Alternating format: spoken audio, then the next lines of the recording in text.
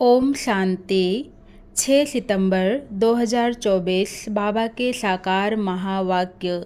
मुरली का सार। मीठे बच्चे, तुम्हारी यह पढ़ाई सोर्स ऑफ इनकम है। इस पढ़ाई से 21 जन्मों के लिए कमाई का प्रबंध हो जाता है। प्रश्न, मुक्तिधाम में जाना कमाई है या घाटा? उत्तर, भक्तों के लिए यह भी कमाई है, क्योंकि आधा कल्प से शांति शांति मांगते आए हैं। बहुत मेहनत के बाद भी शांति नहीं मिली। अब बाप द्वारा शांति मिलती है, अर्थात मुक्ति धाम में जाते हैं। तो यह भी आधा कल्प की मेहनत का फल हुआ, इसलिए इसे भी कमाई कहेंगे, घाटा नहीं। तुम बच्चे तो जीवन मुक्ति में जाने का पुरुषार्थ करते हो। तुम्हारी बुद्धि में अभी सारे वर्ल्ड की हिस्ट्री ज्योग्राफी नाच रही है। ओम शांति। मीठे मीठे रूहानी बच्चों को रूहानी बाप ने यह तो समझाया है कि रूह ही सब कुछ करती है। इस समय तुम बच्चों को रूहानी दुनिया में बाप ले जाते हैं। उनको कहा जाता है रूहानी दैवी दुनिया। इसको कहा जाता है जिस्मानी दुनिया, मनुष्यों की दुनिया। बच्चे समझते हैं दैवी दुनिया थी, वह दैवी मनुष्यों की पवित्र दुनिया थी। अभी मनुष्य अपवित्र हैं, इसलिए उन देवताओं का गायन पूजन करते हैं। यह स्मृति है कि बरोबर पहले झाड़ में एक ही धर्म होगा। विराट रूप में झाड़ पर भी समझाना है। इस झाड़ का बीज रूप ऊपर में है। झाड़ का बीज है बाप, फिर जैसा बीज वैसा फल, अर्थात पत्ते निकलते हैं। यह भी वंडर है ना, कितनी छोटी चीज़ कितना फल देती है, कितना उनका रूप बदलता जाता है। इस मनुष्य सृष्टि रूपी झाड़ को कोई नहीं जानता। इसको कहा जाता है कल्प वृक्ष। इसका बस गीता में ही वर्णन है। सब जानते हैं गीता ही नंबर 1 धर्म का शास्त्र है। शास्त्र भी नंबरवार तो होते हैं ना। कैसे नंबरवार धर्मों की स्थापना होती है, यह भी सिर्फ तुम ही समझते हो, और कोई में भी यह ज्ञान होता नहीं। तुम्हारी बुद्धि में है पहले पहले किस धर्म का झाड़ होता है, फिर उनमें और धर्मों की वृद्धि कैसे होती है। इसको कहा जाता है विराट नाटक। बच्चों की बुद्धि में सारा झाड़ है। झाड़ की उत्पत्ति कैसे होती है, मुख्य बात है यह। देवी देवताओं का झाड़ अभी नहीं है और सब टाल टालियाँ खड़ी है। बाकी आदि सनातन देवी देवता धर्म का फाउंडेशन है नहीं। गायन भी है। एक आदि सनातन देवी देवता धर्म की स्थापना है, बाकी और सब धर्म विनाश हो जाते हैं। अभी तुम जानते हो कितना छोटा सा दैवी झाड़ होगा, फिर और सब इतने धर्म होंगे ही नहीं। झाड़ पहले छोटा होता है, फिर बड़ा होता जाता है। बढ़ते बढ़ते अभी कितना बड़ा हो गया है। अभी इनकी आयु पूरी होती है। इनसे बनेन ट्री का मिसाल बहुत अच्छा समझाते हैं। यह भी गीता का ज्ञान है जो बाप तुम्हें सम्मुख बैठ सुनाते हैं, जिससे तुम राजाओं का राजा बनते हो। फिर भक्ति मार्ग में यह गीता शास्त्र आदि बनेंगे। यह अनादि ड्रामा बना हुआ है, फिर भी ऐसे ही होगा। फिर जो जो धर्म स्थापन होंगे उनका अपना शास्त्र होगा। सिख धर्म का अपना शास्त्र, क्रिश्चियन और बौद्धियों का अपना शास्त्र होगा। अभी तुम्हारी बुद्धि में सारे वर्ल्ड की हिस्ट्री ज्योग्राफी नाच रही है। बुद्धि ज्ञान डांस कर रही है। तुम सारे झाड़ को जान गए हो, कैसे कैसे धर्म आते हैं, कैसे वृद्धि को पाते हैं। फिर अपना एक धर्म स्थापन होता है, बाकी खलास हो जाते हैं।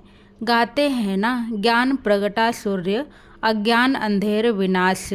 अभी बिल्कुल अंधियारा है ना, कितने ढेर मनुष्य हैं, फिर यह इतने सब होंगे ही नहीं। इन लक्ष्मी नारायण के राज्य में यह थे नहीं, फिर एक धर्म स्थापन होना ही है। यह नॉलेज बाप ही आकर सुनाते हैं। तुम बच्चे कमाई के लिए कितनी नॉलेज आकर पढ़ते हो। बाप टीचर बनकर आते हैं तो आधा कल्प तुम्हारी कमाई का प्रबंध हो जाता है। तुम बहुत धनवान बन जाते हो। तुम जानते हो अभी हम पढ़ रहे हैं। यह है अविनाशी ज्ञान रत्नों की पढ़ाई। भक्ति को अविनाशी ज्ञान रत्न नहीं कहेंगे। भक्ति में मनुष्य जो कुछ पढ़ते हैं उनसे घाटा ही होता है, रत्न नहीं बनते। ज्ञान रत्नों का सागर एक बाप को ही कहा जाता है। बाकी वह है भक्ति, उसमें कोई भी एम ऑब्जेक्ट है नहीं, कमाई है नहीं। कमाई के लिए तो स्कूल में पढ़ते हैं, फिर भक्ति करने के लिए गुरु के पास जाते हैं। कोई जवानी में गुरु करते हैं, कोई बुढ़ापे में गुरु करते हैं, कोई छोटेपन में ही संन्यास ले लेते हैं। कुंभ के मेले पर कितने ढेर आते हैं। सतयुग में तो यह कुछ भी नहीं होगा। तुम बच्चों की स्मृति में सब बातें आ गई है। रचता और रचना के आदि मध्य अंत को तुम जान गए हो। उन्होंने तो कल्प की आयु ही बड़ी कर दी है। ईश्वर सर्वव्यापी कह दिया है, ज्ञान का पता नहीं है। बाप आकर अज्ञान नींद से सुजाग करते हैं। अभी तुमको ज्ञान पर जब घाटे का समय पूरा होता है तो फिर बाप कमाई कराने आते हैं।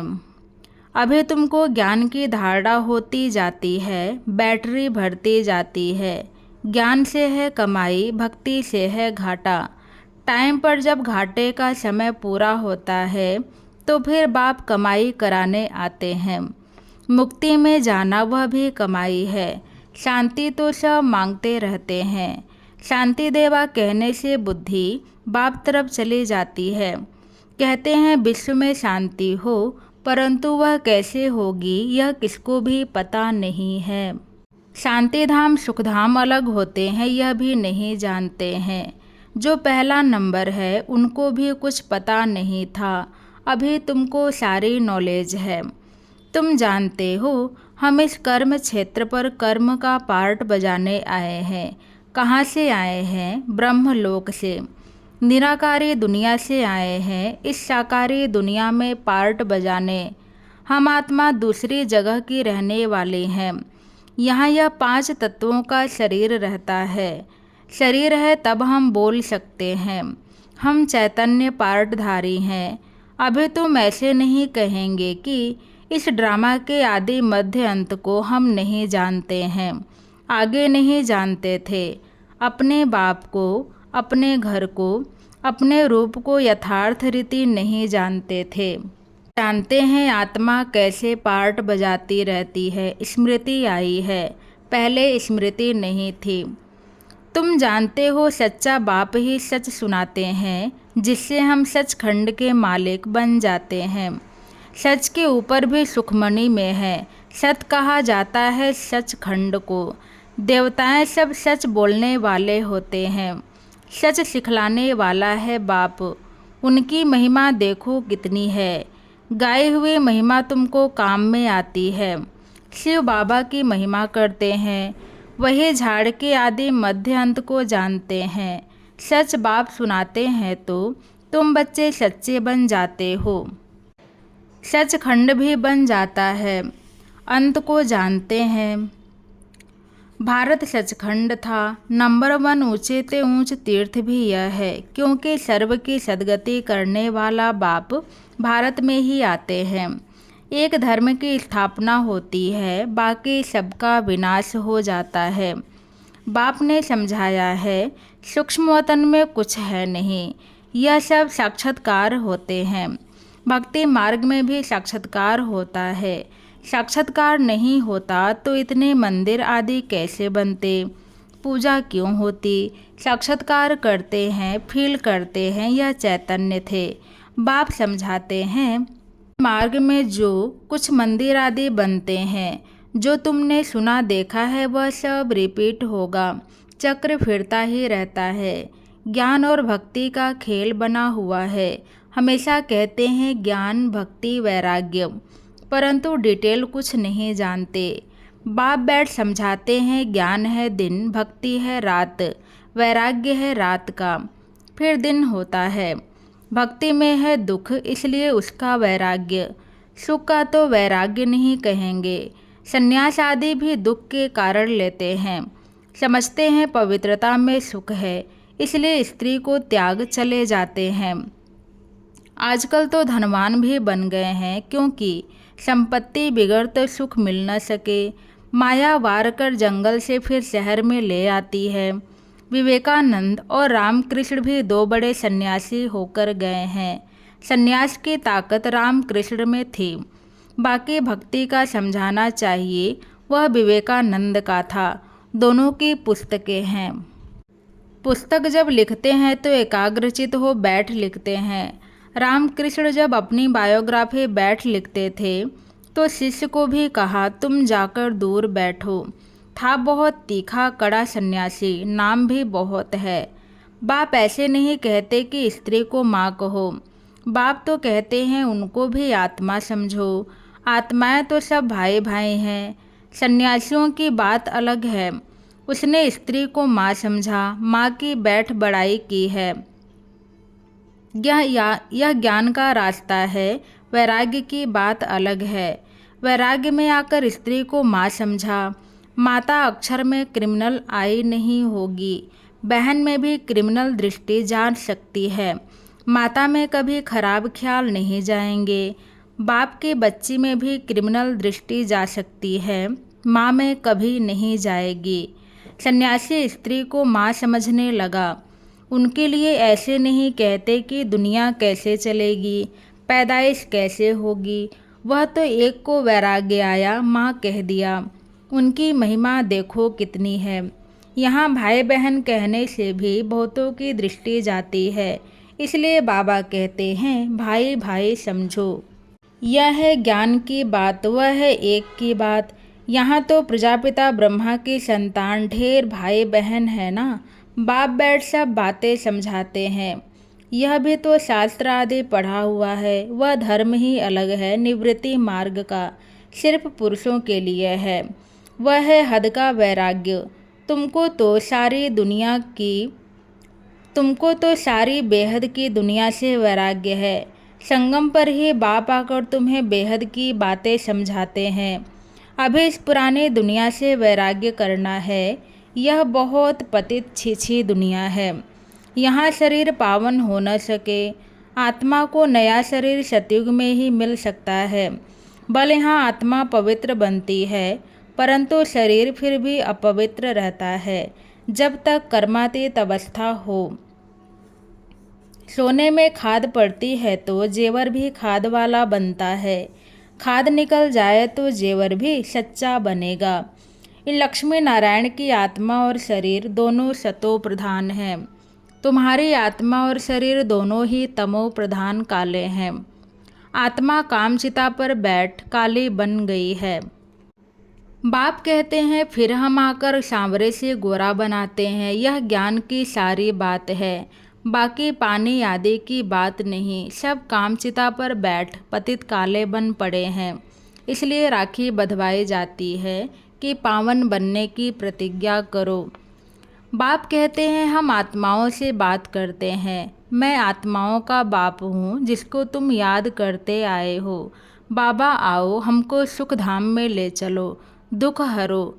कलयुग में होते हैं अपार दुख। बाप समझाते हैं तुम काम चिता पर बैठ काले तमो प्रधान हो गए हो। अब मैं आया हूँ काम चिता से उतार ज्ञान चिता पर बिठाने के लिए। अब पवित्र बन स्वर्ग में चलना है। बाप को याद करना है। बाप कशिश करते हैं, बाबा के पास युगल आते हैं। एक को कशिश होती है, दूसरे को नहीं होती। पुरुष ने फट से कह दिया हम इस अंतिम जन्म में पवित्र रहेंगे, काम चिता पर नहीं चढ़ेंगे। ऐसे नहीं कि निश्चय हो गया। निश्चय अगर होता तो बेहद बाप को पत्र लिखते, कनेक्शन में रहते। सुना है पवित्र रहते हैं, अपने धंधे आदि में ही मस्त रहते हैं। बाप की याद ही कहाँ है। ऐसे बाप को तो बहुत याद करना चाहिए। स्त्री पुरुष का आपस में कितना प्यार होता है। पति को कितना याद करती है। बेहद के बाप को तो सबसे जास्ती याद करना चाहिए। गायन भी है ना। प्यार करो चाहे ठुकराओ, हम हाथ कभी नहीं छोड़ेंगे। ऐसे नहीं यहाँ आकर रहना है, वह तो फिर सन्यास हो गया। घर बार छोड़ यहाँ आकर रहे। तुमको तो कहा जाता है गृहस्थ व्यवहार में रहते पवित्र बनो। यह भट्टी तो पहले बनने थी, जिससे इतने तैयार हो निकले, उनका भी बहुत अच्छा वृतांत है। जो बाप का बनकर अंदर यज्ञ में रहकर के रूहानी सर्विस नहीं करते, वह जाकर दास दासियाँ बनते हैं। फिर पिछाड़ी में नंबरवार पुरुषार्थ अनुसार ताज मिल जाता है। उन्हों का भी घराना होता है। प्रजा में नहीं आ सकते। कोई बाहर का आए अंदर वाला नहीं बन सकता। वल्लभाचार्य बाहर वालों को कभी अंदर आने नहीं देते हैं। यह सब समझने की बातें हैं। ज्ञान है सेकंड का। फिर बाप को ज्ञान का सागर क्यों कहा जाता है। समझाते ही रहते हैं, पिछाड़ी तक समझाते ही रहेंगे। जब राजधानी स्थापन हो जाएगी, तुम कर्मातीत अवस्था में आ जाएंगे। फिर सारा ज्ञान पूरा हो जाएगा। है सेकंड की बात, परंतु फिर समझाना पड़ता है। हद के बाप से हद का वर्षा, बेहद का बाप विश्व का मालिक बना देते हैं। तुम सुखधाम में जाएंगे तो बाकी सब शांति धाम में चले जाएंगे। वहाँ तो है ही सुख। यह तो खातिरी है, बाप आए हैं। हम नई दुनिया के मालिक बन रहे हैं राजयोग की पढ़ाई से। अच्छा, मीठे मीठे सिक्के लदे बच्चों प्रति माता पिता बाप दादा का याद, प्यार और गुड मॉर्निंग। रूहानी बाप की रूहानी बच्चों को नमस्ते। हम सब रूहानी बच्चों की तरफ से रूहानी बाप दादा को याद, प्यार, गुड मॉर्निंग, नमस्ते नमस्ते। धारणा के लिए मुख्य सार। पहले पॉइंट, इस पतित छीछी दुनिया से बेहद का वैराग्य रख आत्मा को पावन बनाने का पूरा पुरुषार्थ करना है। एक बाप की ही कशिश में रहना है। दूसरी पॉइंट, ज्ञान की धारणा से अपनी बैटरी भरनी है। ज्ञान रत्नों से स्वयं को धनवान बनाना है। अभी कमाई का समय है, इसलिए घाटे से बचना है। आज बाबा ने वरदान दिया, ज्ञान रत्नों को धारण कर व्यर्थ को समाप्त करने वाले होली हंस भव। होली हंस की दो विशेषताएं हैं। एक है ज्ञान रत्न चुगना और दूसरा निर्णय शक्ति द्वारा दूध और पानी को अलग करना। दूध और पानी का अर्थ है समर्थ और व्यर्थ का निर्णय। व्यर्थ को पानी के समान कहते हैं और समर्थ को दूध समान। तो व्यर्थ को समाप्त करना अर्थात होली हंस बनना। हर समय बुद्धि में ज्ञान रत्न चलते रहें, मनन चलता रहे तो रत्नों से भरपूर हो जाएंगे। आज का स्लोगन, सदा अपने श्रेष्ठ पोजीशन में स्थित रह। ऑपोजिशन को समाप्त करने वाले ही विजयी आत्मा है। सदा अपने श्रेष्ठ पोजीशन में स्थित रह। ऑपोजिशन को समाप्त करने वाले ही विजयी आत्मा है। अच्छा, ओम शांति।